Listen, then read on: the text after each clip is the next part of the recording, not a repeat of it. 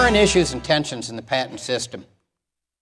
There's haves and have-nots among nations. The developed countries, there's about 20 or 30 countries in what's called Group B. They want strong IP protection. The least developed countries want aid or trade concessions in return for acceptance of international IP standards. And the things that they talk about most are essential medicines, think about Africa, and traditional knowledge. Think about India, a lot of traditional knowledge. And one thing the Indians don't like is to see American pharmaceutical companies take their basic herbal remedies, put them in a pill, get them patented, and then say, oh, you can't use that pill in India, even though the basic herbal remedy came from India to begin with. That's one aspect of traditional knowledge. And rapidly developing countries are somewhat of a wild card. What's China going to do with all those patent applications that it's filing? They talk a very good story, by the way. I was in China in April for an international congress. They have a very good court system, and they're faster at deciding patent cases than they are in the U.S. Patent infringement litigation is very expensive. That's something that's controversial. That's one reason why I've never met anybody who's been sued for patent infringement that felt good about it. Are software patents good or bad? There's a very interesting debate going on in Wired magazine, and you can see these online. I've got the links here. So Wired did an editorial. Okay, if we can't get rid of software patents, let's limit the effect of them. Well, that was answered by IBM's chief IP counsel, who, as you might guess, says he thinks patents are a pretty good thing. There's a Professor Lemley out in California who says, let's go back to patenting the solution, not the problem. Let's not give people patents that are too broad if there's other ways that you could use software to do the same thing. There's another article that was written by a Wired writer. Why Microsoft says the patent system is peachy keen. And I've had the chance to meet these people, these chief IP counsel and the director of the patent office, and they're very interesting, impressive people. The readers' comments that are posted are also interesting. They tend to be very strongly against patenting a software. So it depends on what your perspective is. If your perspective is, I would like to be able to do everything that I want to do with technology, then you'll be thinking against patents. But if you spend a year or 2 years or 3 years working on a project in a company and developing a product, you might feel differently about whether somebody else should be able to copy the technology that you just developed. Just like you probably wouldn't feel too good about it if somebody copied your homework without working on a project. Culture and leadership. So international IP is not just about technology, law, and procedures. It's not even just about money. It's also about culture and language. How many of you have taken any form of foreign language in high school or in college? So most of you. How many of you have been to Mexico or Canada? How many of you have been actually overseas? How many of you have had international work experience? So a lot.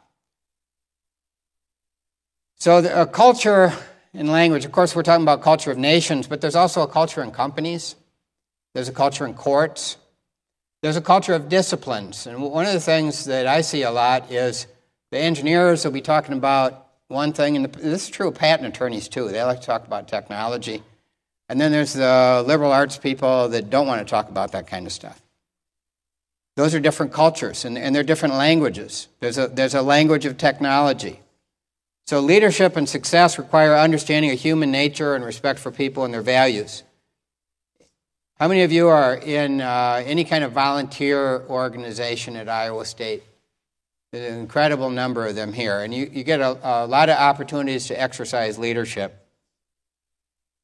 My first international experience, I did not go to Europe. I'd been to Mexico and Canada, but I didn't go to Europe until after I graduated from law school. I didn't go to Asia until just a few years ago. And engineering is a great way, it's a great background that allows you to do things like that. But you can experience the world in Ames. My first international experience was right here in Ames when I had a a Palestinian roommate assigned to me, an Arab student, who then introduced me to many of the Arabic students on campus.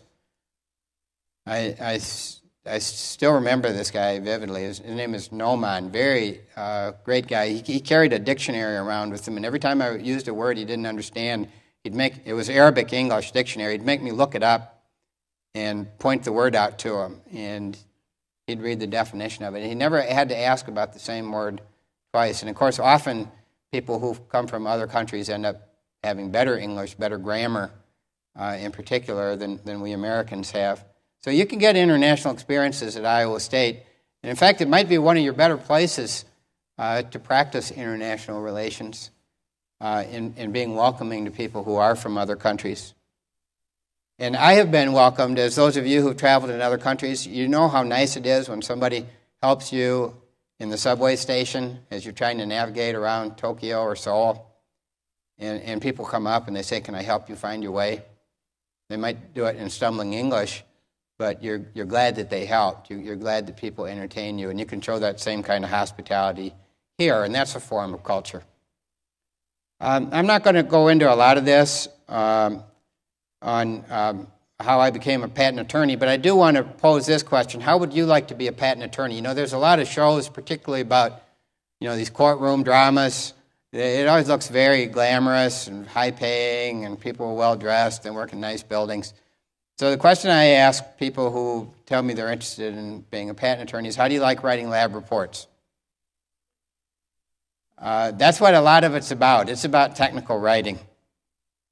And that's what this course is. It's technology, globalization, and culture. So it's not just culture. It's also the technology part. I was at this AIPPI Congress in Seoul last month. A very multicultural experience. It was my first time ever in Seoul. 2,000 people there from 80 different countries.